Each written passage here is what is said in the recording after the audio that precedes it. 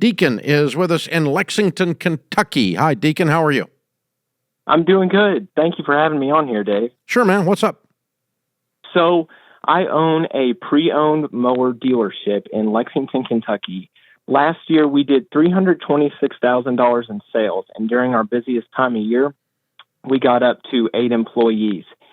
And the problem we're having is where we list all of our equipment, it's all through one sales avenue on Facebook, and we're wanting to diversify that and grow our sales channels. Good. Do you have any recommendations or thoughts on that? Just because it seems like it's all my eggs are in one basket, and when stuff goes wrong, everything comes to a halt. Yep. And if Facebook decides to screw with you, they will. That's dangerous. Mm-hmm. It's dangerous. You're very wise to diversify and not count on a company like Facebook or Google to be your entire future. They're a tool and you can use them, but I wouldn't have the whole thing beating down. So where else can you sell lawnmowers? How else do you do it? How do you find the customers? You tell me. Well, so we buy our equipment directly from consumer as of our model right now through Facebook on Marketplace. But the big thing that has changed over the past 2 weeks is we've started going to dealerships and buying equipment from them. And then we're looking into supplying them with equipment so they can essentially order our mowers since they don't carry them. But that's just one sales avenue, but we want to diversify in more than just that one in Facebook. Yeah, that's a wholesale purchase and sale when you're dealing with other dealers, right? Correct. And where you were buying mowers from a consumer that's sick of it, doesn't need it, whatever, a garage sale lawnmower, so to speak, and then you're fixing those up and retailing them back to consumers was your old model, right? Well, essentially, yes, but our equipment isn't like small ones like, people with little yards use. They're okay, so this is commercial equipment. Mowers. Correct, yeah. Anywhere between $2,000 and $10,000 per unit. Okay, so big zero turns and that kind of stuff. Correct, okay. Yeah. All right, I got you. Interesting. It's a very unique business model, so it's just basically starting it from scratch. So where do people like your customers hang out other than Facebook Marketplace? That's the question I'm asking if I'm you. I'm not sure I know the answer. 36 months ago, we would have said Craigslist. Maybe we wouldn't say that now. Would we say LinkedIn? That's a potential one. Is there small business guys wanting to start a lawn mowing business might come and buy some of your equipment to get started, right? Yeah, we get a lot of that. Yeah, that might be LinkedIn. Where are they advertising to get their customers to do lawn? How are they finding their customers? The guy who's doing landscaping in your area, he wants to open a lawn cutting business. How does he get customers? Word of mouth only?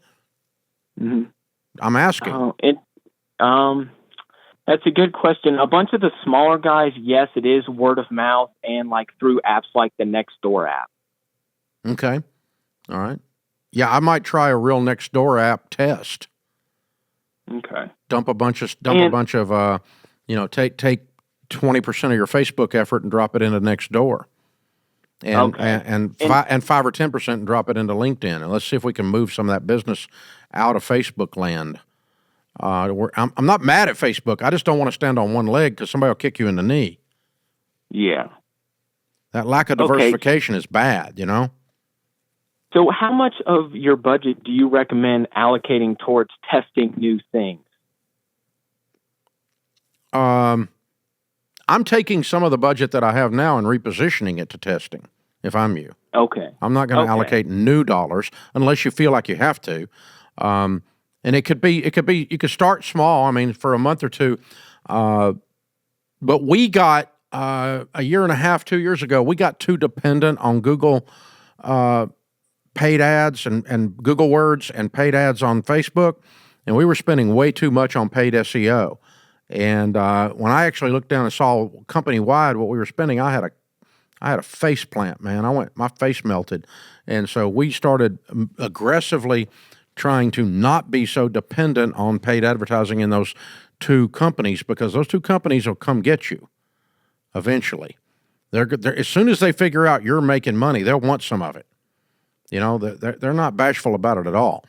And so they'll put something out that's free and easy and all that for a little while, and then all of a sudden they start charging for it. So it's okay. It's just life. But I just don't want to depend on the whole thing. And I mean, I just don't want to depend my whole thing on them. So in other words, if you're spending, what are you spending on Facebook a month? Right now, we're spending anywhere between $1,500 to $2,000. Okay. Take a couple of hundred out of that, reduce it a little bit, and throw it at some Nextdoor tries and some LinkedIn tries or something else. Okay. And let's try to figure out, are there any apps in your area that are doing well for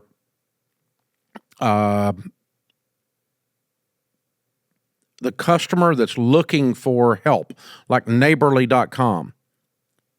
Neighborly's a customer of ours. We advertise for them, but they've got people that do all kinds of work in an area. I'm trying to think of what some of them are. Angie's List, that kind of thing, where if somebody's looking for that, they may have marketplace situations in those that you can find. So yeah, and again, I'm not afraid of using Facebook Marketplace for your thing. I just don't want it to be I don't want 50 to 80% of your business in any one channel, because that's the way you're going to get your head taken off eventually. Because I can promise you they don't care about your business. They'll turn left on you and leave you standing in the road so fast it's unbelievable. So I'm not saying they're evil. They're not. They're just a monolith. So anyway, gosh, I'm stumbling around, Deacon, because I just don't have a real clear thing. Go do this, this, or this. Well, I like the story you shared about your SEO, and I believe I can use those same frameworks that you guys used and relate that to my problem and help solve it. So thank you for sharing that. Yeah, where are what types of content do your customers consume? Where are they consuming content? A podcast? Are they reading blogs about repairs? Where is that information sitting that's real popular with this group? Well, our normal customer is farmers and smaller landscapers, and those smaller landscapers will post content about their day-to-day work, showing off like their project that they're working on with the piece of equipment. So, their Instagram accounts, that kind of thing. Yeah, correct. Yeah. I might jump into that feed and create an Instagram that interacts with them.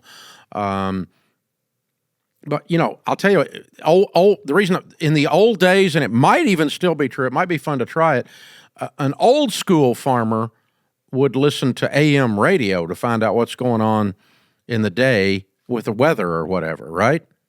Mm-hmm. And, if you're a John Deere dealer selling combines, you might, in the old days, you would have advertised on the ag radio. And it's very niche. Nobody listens to it except farmers, That's a good, they didn't even then. Nobody listened to it because it was boring as crud for people that weren't farmers, But if you're a farmer, it was essential to get up and get plugged into that. And so it was, but like when we were in talk, when we're in talk radio now, but in the old days in talk radio, we knew exactly who the listener was. And, we knew that if you're looking for, a Rush Limbaugh listener in the old days, it would have been a 55-year-old white guy, and so if that's your customer, you don't advertise on the rap station, and that's kind of what I'm trying to feel through with you here is how do we find your customer? My guess is if you're going to do music, it'd be country radio, obviously, particularly old school country. If you found that the classic stuff. Anyway, I don't know. I'm just going to keep poking around. The beautiful thing about what you're doing, Deacon, is you're smart enough to ask the question, and you're smart enough to realize you're vulnerable by having all your eggs in one marketing basket, because Facebook is they're going down the yellow brick road holding you in a basket, and that's a little scary. So yeah, you're smart to ask that question, not to necessarily run. We haven't run away from Facebook and Google. We still use them, and we still get decent results in most of the time. But we just were scared that we were becoming too dependent on crack, and we got addicted to crack, man. And because you put out that money, more money comes back. It's boom, just like that. It works. And so, yeah, you could do that. You could try some Google keywords and see what pops up, like lawnmower repair or, used lawnmower or something like that, and see what buying those in your area. You can geo-target those on Google. You could try some of that as well. But the good news is I didn't give you any real answers, but I am going to encourage you to try some of those different things, reallocate some of your budget, and re-diversify so that at the end of this calendar year, you're not as dependent on a single source of marketing leads. You don't want to be tied to a single source of marketing leads. That's what'll get you burnt, man. It'll get you in a pain in the butt right there. It's bad. So you're asking the right questions. I don't have the exact tactical answer for you, but I'm going to encourage you to keep pushing on the buttons you're pushing on, and you're going to have to try a bunch of different things until you find the one thing that works, or the 5 things that work. And that's what's happened with us. We found a bunch of different ways to get people into the Ramsey tribe without using Facebook or Google to do it. We found a bunch of different ways last year to do that. And we just had to try a whole bunch of things we hadn't thought about trying because we woke up with a little bit of fear like you did.